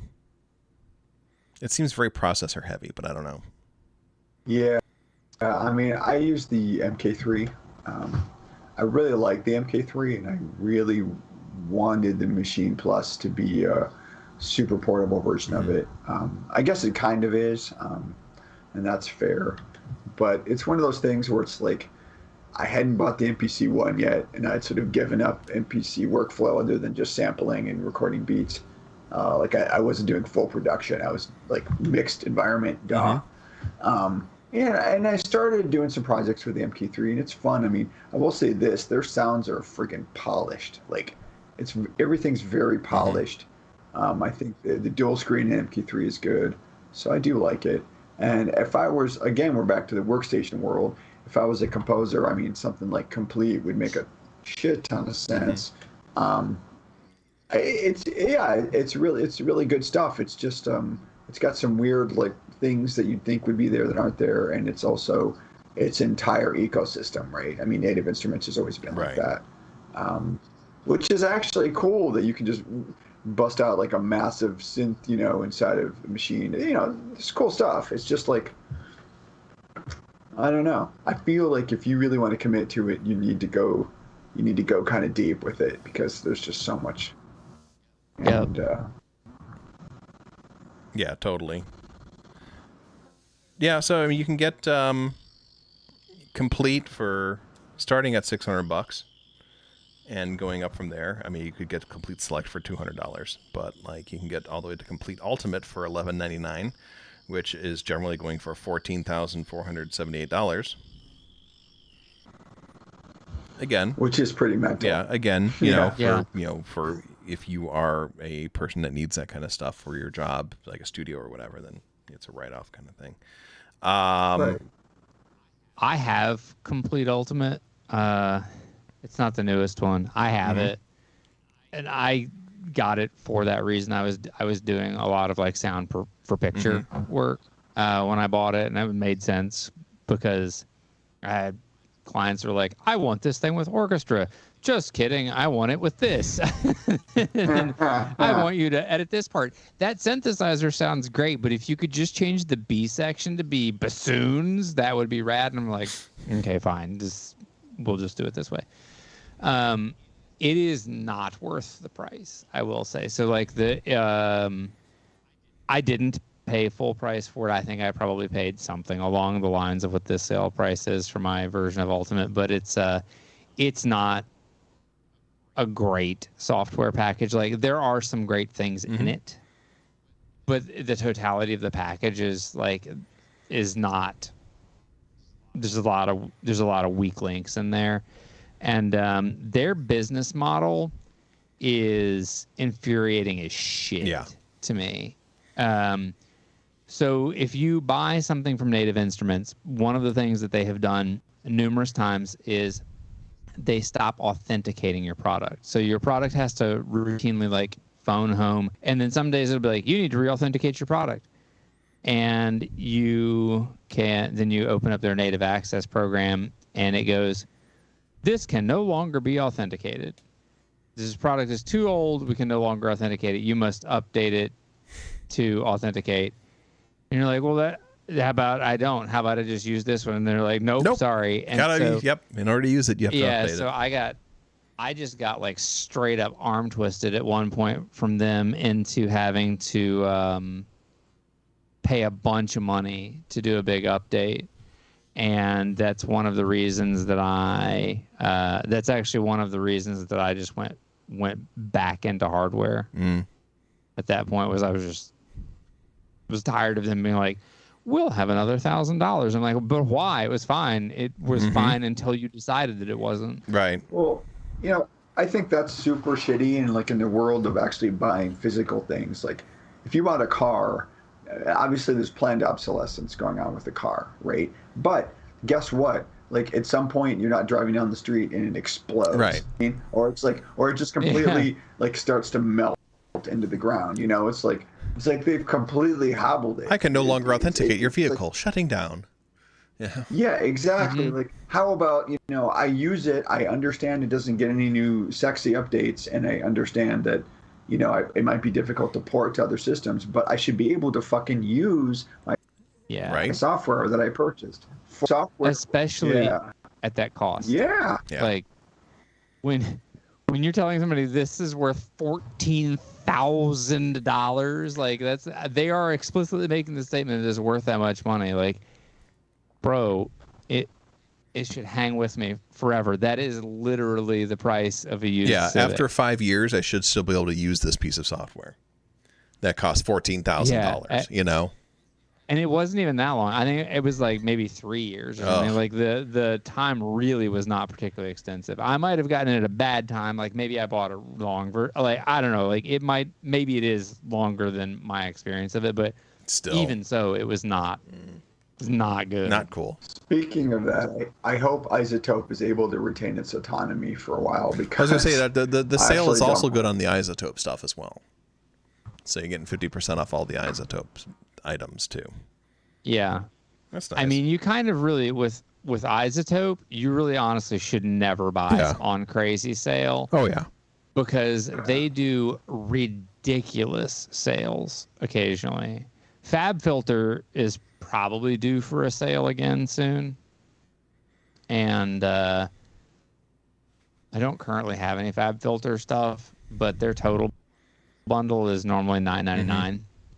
And it's for sure worth $9.99. And when it goes on sale, they do a big sale. Sometimes it takes it down to like $500 or $600. Wow. And they're probably going to have one. A lot of times they do one in the middle of summer.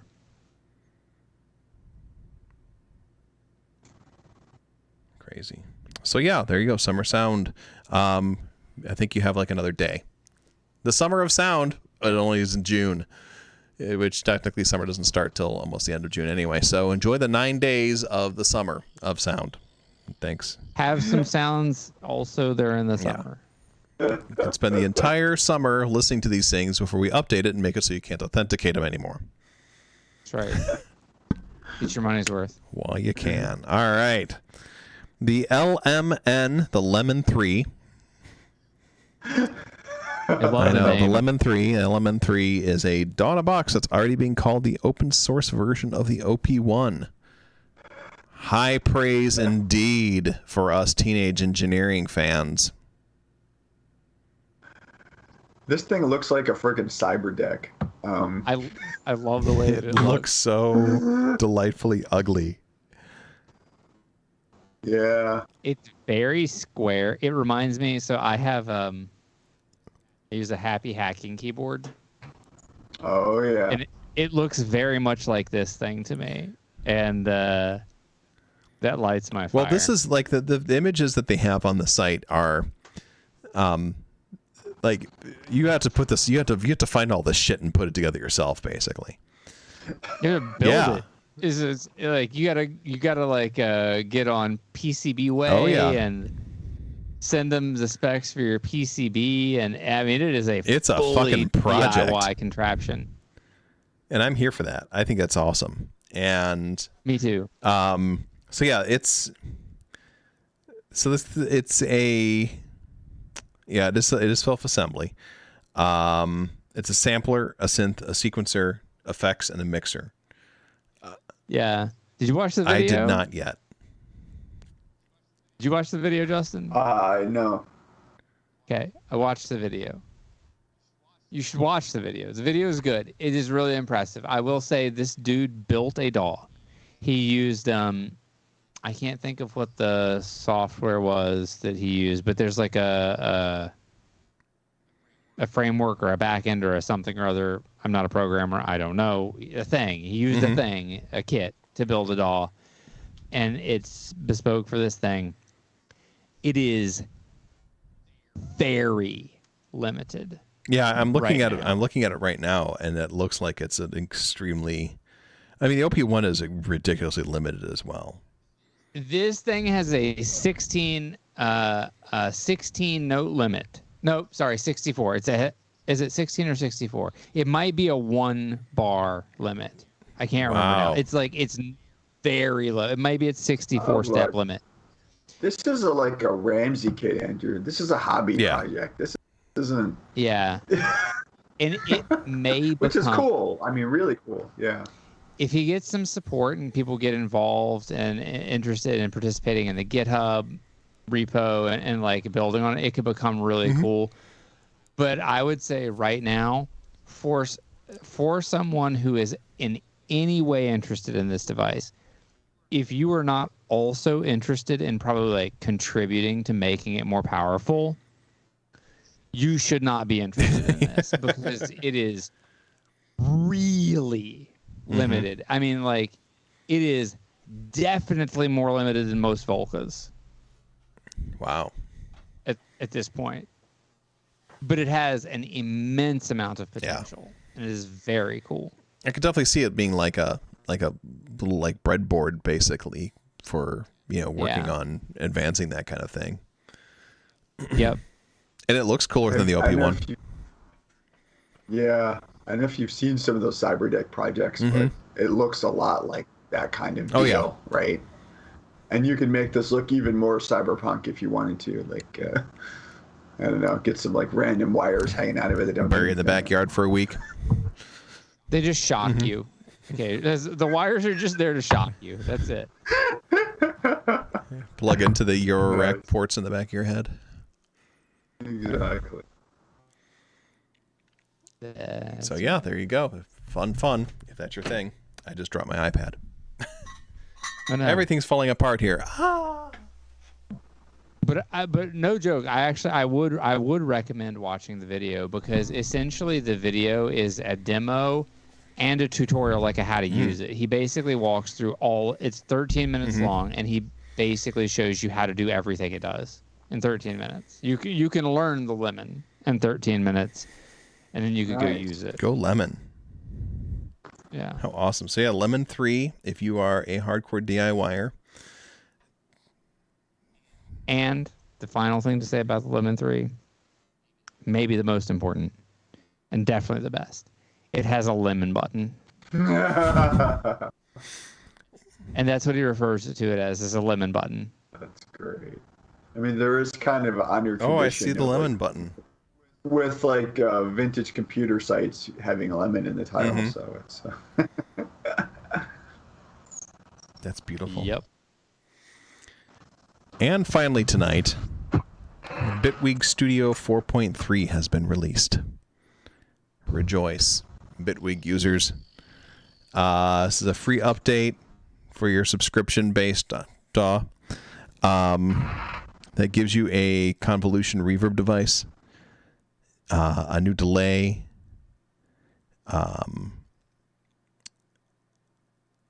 it changed names of some stuff. That kind of thing. Convolution reverbs are fun to play with. They're like impulse based. Yep.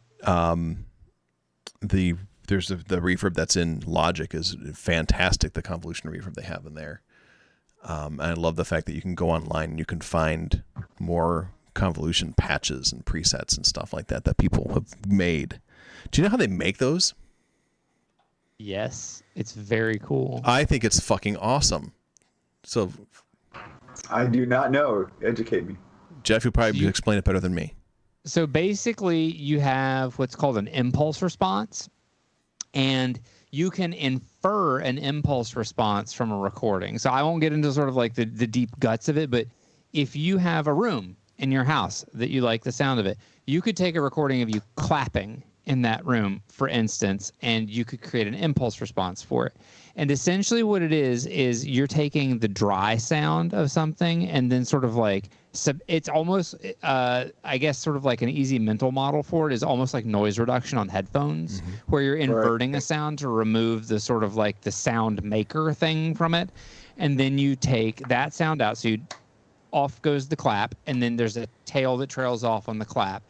And then what happens is when you're making an impulse response, essentially you are taking the way that trails off on the reverb and turning that into a mathematical model of a space. And so when you're building you can build impulse responses. It's a little bit of a work around to do. I've done it a couple of times. But I've done it with my Zoom H4n to do. And yeah, it's pretty cool. The easiest way to do it is with a clap, or you can clap, you can smack drumsticks together, you can pop a balloon in a space. But there's what you want is like a pop noise. Mm-hmm. My favorite is people use starter pistols. Yeah. So you can do stuff like that. Or cap guns. Uh-huh. So you're sort of like algorithmically encoding our space. Yeah. That is freaking far out. It's really cool, and there's all kinds of the program that I have used is, I think, called like Hybrid Reverb 2. Mm-hmm. I think Hybrid Reverb or something. I think that's what I've used to make it. I think Waves makes one of these too. I can't remember. Yeah, Waves has Waves IR, but you can. That's it. So that's the idea. If you search for how to make a reverb impulse response, Mac Joe, that reminds me of what the Kemper guitar amp does. Yeah, yes, exactly. So you can create these in any space, and that's actually also stuff like the delightful Chris Lord Alge mixing room that Waves has. That's essentially what they're doing, is they're modeling the impulse response of a given space. And also, if you have Apple Logic that actually has an impulse response utility that you can build impulse responses in built in. Oh, that's cool. That's neat. So Pro Tools has one as well. But you can basically, the thing about a convolution reverb is that, well, this is true but convolution makes it a spatial thing, which is really interesting. So, when people talk about how true is a room when you're mixing, how good is the response in the room for your speakers or something like that, like a room kind of has an EQ. Right. And the thing about a convolution reverb's impulse response, a reverb, it's a great poupon of reverbs. It's French for reverb. That's right. I've heard it both ways. Is it sort of has that EQ of a space built into the tail of the reverb. It's cool. I don't know. They're fun to play with. You should go try to. Yeah, I love how it's so crazy that people can mathematically build rooms like that. Like the sound of how a room sounds. I just think that kind of thing just blows my mind. It's just like, it makes me so horny for science. It's not even funny. Yep. That should be really the name of the first album that you do with She Bites. Or whatever. Her name is Teeth. Yeah. Horny for science. Yeah, her name is Teeth. Yeah, I like it. I do too. Yeah. Actually, I would say that was a Missile Command album. Horny for science. Yeah. Yeah. So so that's kind of cool. I'm glad that I'm seeing more, another company putting that built in, because like I said, I know Logic has a built-in convolution reverb. That's the only other DAW that I know of that has one that's built in. They also have Ableton has one that it comes with if you buy the fancy pants Ableton. It's a Max for Live device. I believe. Makes sense then. And it comes with a bunch of convolutions of like named and known spaces, which is cool. Oh yeah, like Logic has like Notre Dame and that kind of thing, Carnegie Hall, whatever. But we put Chris Lord Alge's bathroom, Steve Jobs's blowjob chamber. It also comes with Delay Plus, which is the their new delay thing. Basically, it's a very character-driven delay unit where you can program like your taps and stuff like that. So it's a little bit kind of like the Rainmaker in Eurorack world. And then you can also like. It's just weird to read. Oh, go Go ahead. ahead.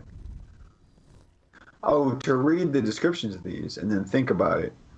They're like we talked about this, I think, in the last show, but they are collapsing plugins into this DAW functionality to such a degree that, like, you know, you can't just be like we are, where we hop from DAW to DAW, right? Because like they all kind of do same-ish thingies. This is crazy weird. Well, if you think about it, like the basically one DAW is very much like another DAW in the end, right? And Bitwig, I know Bitwig's primary competitor is probably more like Ableton Live and everything like that. But in the end, you know, a timeline is a timeline. And so I think that manufacturers more and more keep on trying to put more, you know, well, our timeline does this, but can your timeline have this plugin and that kind of stuff? Yeah, but like the Uni stuff, what they're doing is they're saying, look, we've got this artificial barrier between effects plugins, synth plugins, and your DAW, right? We've created that to be an OEM environment while we support whatever, and now we're going to make it weird, right? We're going to rewire it a little, you know? Yeah, for better, for worse kind of thing. Yeah. Yeah, I think the best thing I think that I've seen is like Propellerhead just being like, you know what, you can just use our entire Reason Rack in whatever DAW you want. If you don't like our timeline, you can use it whatever timeline you want. Which is cool because they've got a lot of really cool stuff.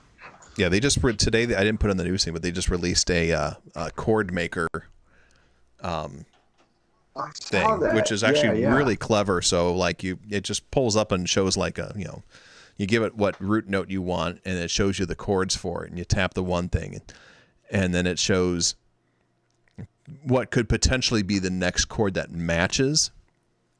But then it also shows in like lesser and lesser color ones that don't quite match but are still usable, and like then it goes off into like weird zones and stuff like that. So you can do a lot of chord experimentation with that, and I think that's really cool. For us folks that aren't good with playing chords and stuff, I think it's a nice, handy way to sit down and write music. That is cool. I wish the chord bot would do that, where it'd be like, here's the next chord you could play. You know? Yeah. They might, I mean, they've been talking about doing some more work on the firmware of it. And they're super responsive on the forum. Also good for you to know now, Justin. If you posted a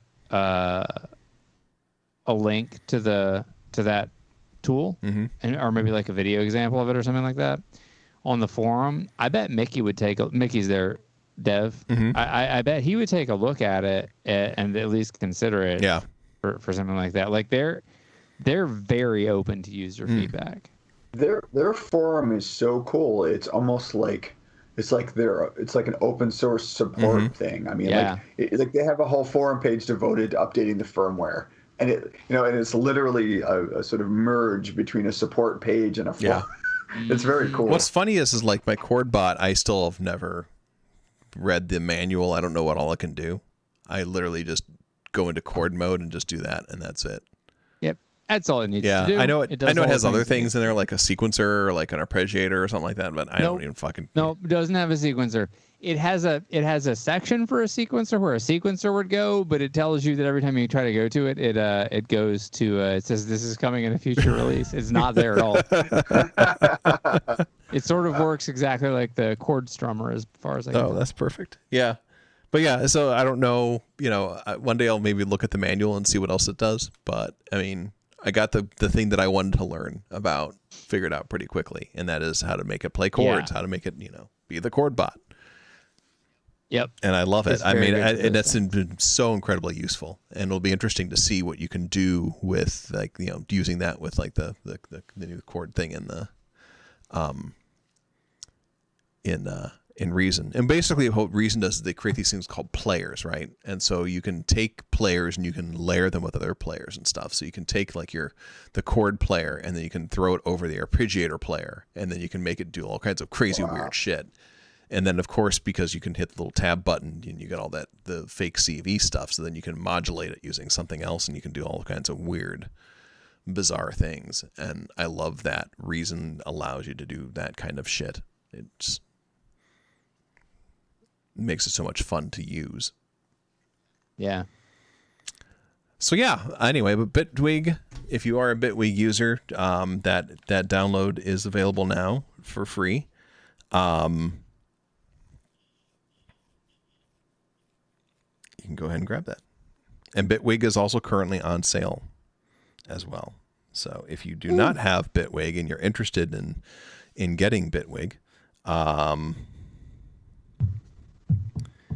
it is currently going for $299. It's usually $300 or $400. Sorry. Bitwig, I think, would be super appealing to me if I were back on Linux box. I think it is probably the most appealing looking DAW for Linux. I could see that. Because LMMS is for people who hate making music or have a good time. Yeah, I mean, I use Linux as my primary OS in some ways, but I wouldn't want to do certain types of stuff with it, and that would be music is one of those things right now, anyway. Yep. Oh, I can see that, and I like that there's a certain amount of modularity to Bitwig.